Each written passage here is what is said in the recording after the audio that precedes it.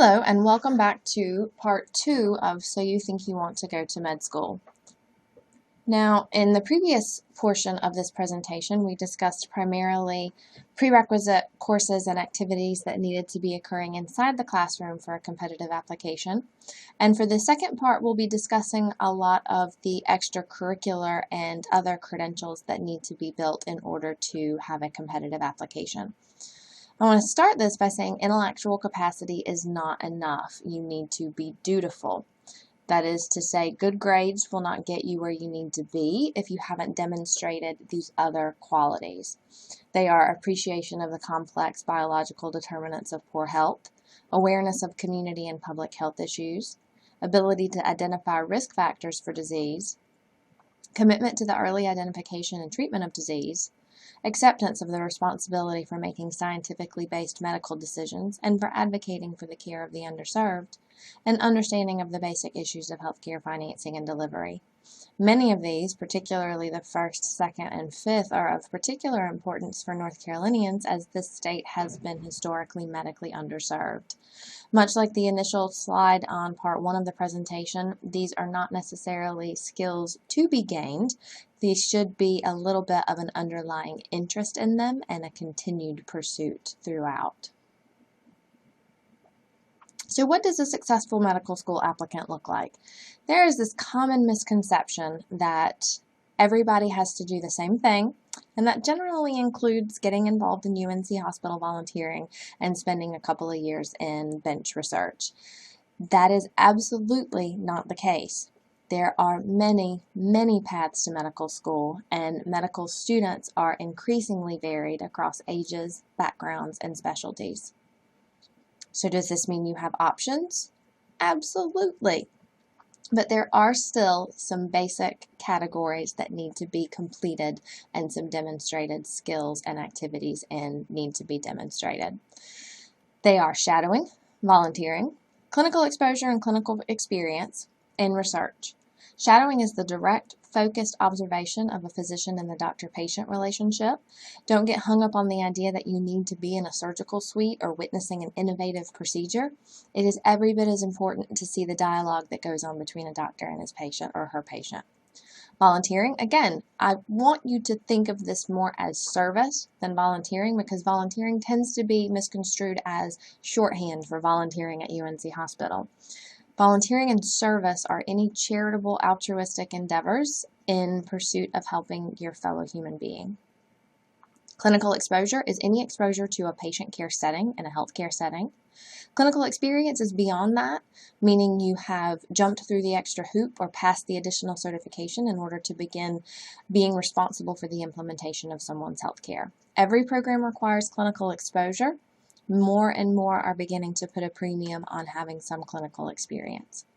Research, again, a bit of a sticky wicket. It is absolutely beneficial. It may not be a make or break for some applications, particularly those who have a mission for primary care and direct patient care. That is to say, programs like ECU and UNC may value research, but it might not necessarily be as critical as a program like Duke, who have a very intense research component completely built into their third-year curriculum. Also, it does not all have to necessarily be wet lab or bench research. There is a lot of success in psychology labs and social science research. So how can you begin gaining these experiences?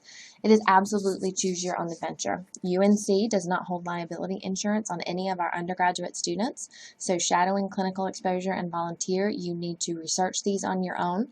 You need to use your good judgment in choosing activities that are going to be safe and valuable. Campus Y has a good listing of some campus organizations and service opportunities. Other student organizations, whether healthcare related or not, may have some experiences that are valuable. Think outside the UNC hospital volunteering system. There are many, many other ways you can demonstrate these skills. Shadowing. It's really not best to just show up on a doctor's doorstep and say, "Hey, can I follow you around for the day?" You should present a well-reasoned case for why you want to go into medicine, why you feel this would be a beneficial experience.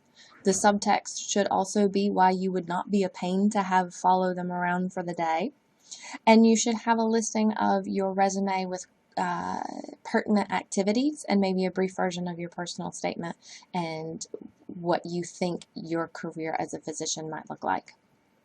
Many students start with their physicians back home, whether that be your GP or your pediatrician, because it is notoriously difficult to get in with UNC hospital system doctors due to much of their time already being devoted to the medical students who are here on campus. Remember when I said think out of the box for volunteering and service? Some of these are not healthcare related at all, and some of them may or may not be. Why do I have my cereal slide back up again? That is to say that while the ingredients may differ, be it sugar level or fruit content, maybe marshmallows, which are my personal favorite, at the core of all cereals is this wonderful carb-loaded base.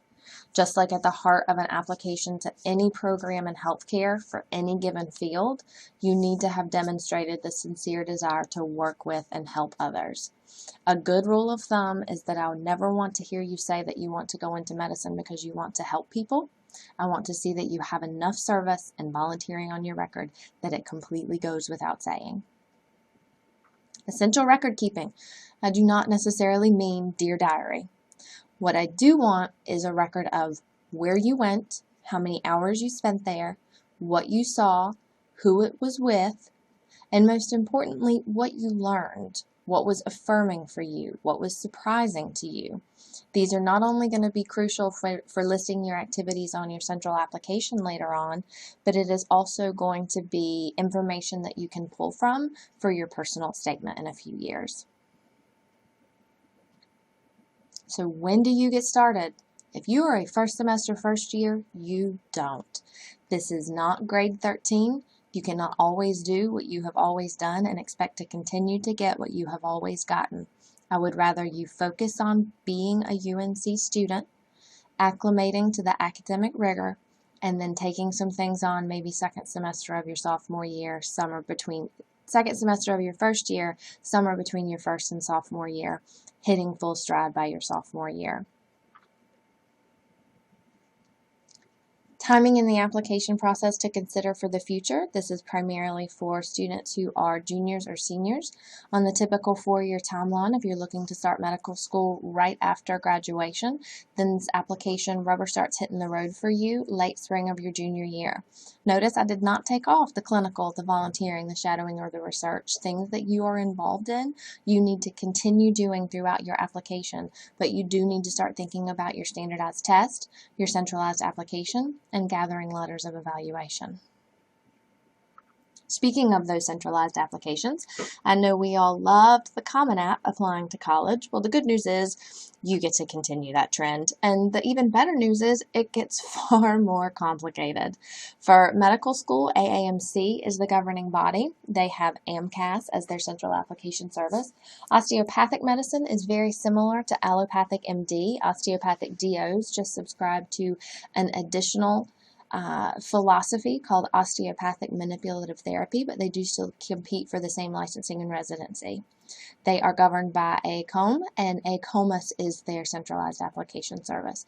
Both of them do require the MCAT. For dental schools, ADEA is the governing body, and ADSAS is the central application service. For optometry, it's the OptEd. They also have the OAT as their admissions test, and OptomCAS is their centralized application service.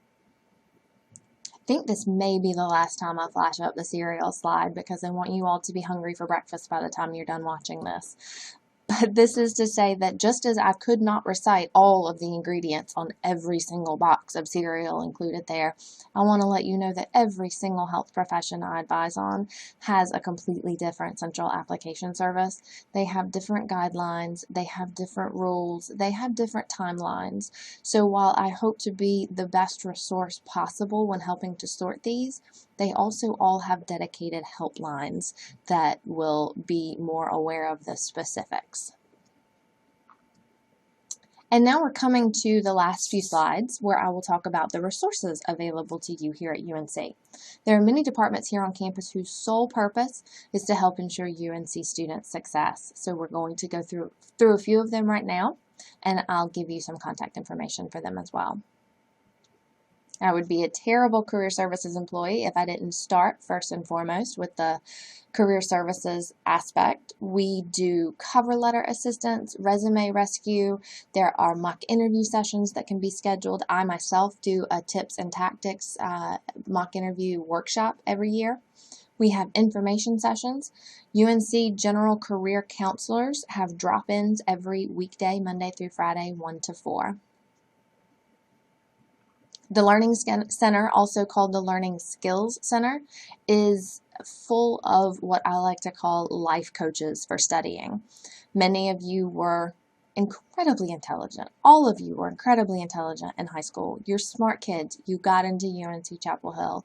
But some of you may have never had to learn the study habits and time management skills necessary to succeed in an institution the rigor of UNC Chapel Hill. And that's where the Learning Center comes into play. They help with time management and study tactics, study habits, maximizing your time, study groups, peer tutoring, academic coaching, reading for speed, reading for comprehension. They do midterm madness and finals workshops. They are an absolutely vital resource that you will need to utilize while you're here. This is their website, and they're located down in Sasby. An additional component or sister office of the Learning Center is the Writing Center. I work primarily with them in helping to give personal statement workshops for our students, and they will review your personal statements when it comes time. Global studies. Many students think that studying abroad is probably a no-go for pre-health students, and that's absolutely not true. There are some programs that you would need to be wary of because medical schools, dental schools, optometry schools will not accept foreign credit in prerequisite courses, but that's not to say you can't front load some of your gen eds or some of your major requirements. There are also some programs that are UNC faculty led so that it is every bit as valid as a UNC course and shows up on your transcript as such. Work very closely with the Study Abroad Global Studies Office if you are interested in studying abroad. I work very closely with them to make sure they are aware of the programs that are of greatest benefit for my students. How do I get started in research? Oh, I don't know. Have you maybe checked with the Office for Undergraduate Research? This is their web address. Their sole mission is to help coordinate and get undergraduate students in research opportunities on campus. They are located in Graham Memorial Hall, and here's their web address. I promise not to get too preachy about this, but I want to stress that all of your decisions from here on out do matter. Physicians are generally held to be above reproach, but we do also understand at this very formative stage in your life that you are only human. I'm not saying you get a mulligan or a do-over, and a solo cup on Franklin Street is not Harry Potter's invisibility cloak. I'm saying that there are instances where growth has occurred as the result of a mistake when remorse has been present and changes have been made in order to ensure that these mistakes don't happen again. Carolina Legal Services can help you see exactly what will show on your record when medical schools go through background checks, which most, if not all, are adhering to at different stages of the admissions process now. This is a bit of a recap. What I never want to hear from you is, okay, what looks good? Okay, what looks better? I do not want you to think in terms of checking boxes off. I want you to think of this as a genuine interest framed as part of your overall record. Now, when I say academic record here, not GPA, what I mean is that strength of schedule matters. I'm an SEC football girl myself, go Dogs. So a solid schedule of difficult upper-level biomedically relevant classes with grades of B or better is absolutely strong versus maybe a couple of classes here and there and not many sciences. I see a lot of students wanting to repeat classes that they made B's or C's in. That is not necessarily always the best case. Your best scenario is that you make an A in a class you already had. And the worst scenario is you don't make an A in a class you already had, so you're not necessarily doing yourself any favors.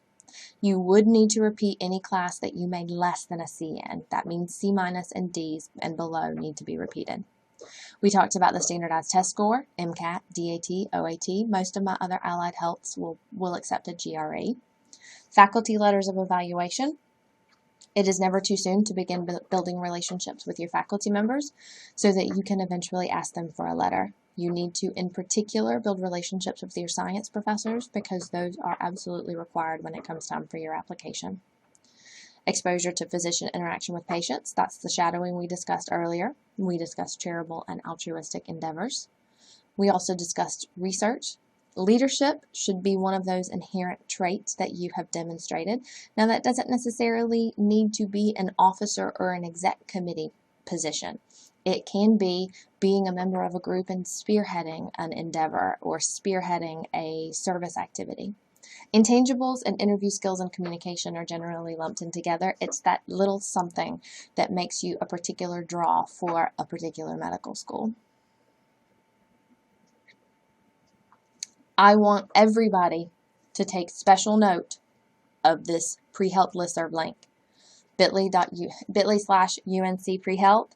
That is the pre-health listserv where I post volunteer opportunities, shadowing opportunities, service opportunities, campus organizations, community outreach, part-time jobs, full-time jobs, internships, when admissions representatives come and perform a recruitment event, and most importantly, workshops and info sessions that I do. So sign up for that listserv. It is going to be the best opportunity to get plugged into resources available for UNC pre-health students. Also, I send it out as a digest, so you do not get inundated with daily emails from me. You get at most one large email every week or two. Here's the information for scheduling an appointment. You can either call or go online. I will warn you that the calendar only goes for 2-week blocks at a time, and since my calendar is routinely booked up that far in advance, it may often look like I do not have appointments available. In that case, please plan to call the Career Services Help Desk at this 919-962-6507 number. They have access to my calendar beyond that 2-week window. And last but certainly not least, I want to remind you that your healthcare career is your responsibility. I'm going to reiterate my previous statement that I will give you lots of information, but very rarely any solid answers. I want to give you a baseline and resources so that you can seek the best opportunity for yourself. And remember that all of the information provided here is a baseline. There are variations from school to school and program to program, and schools may change their policies each cycle without notification to me. Make sure that in addition to your pre-health responsibilities, you are focusing also on your degree path. Medical schools appreciate self-starters. Feel free to email me if you have any questions after viewing this presentation, resa@unc.edu. Thank you for your time.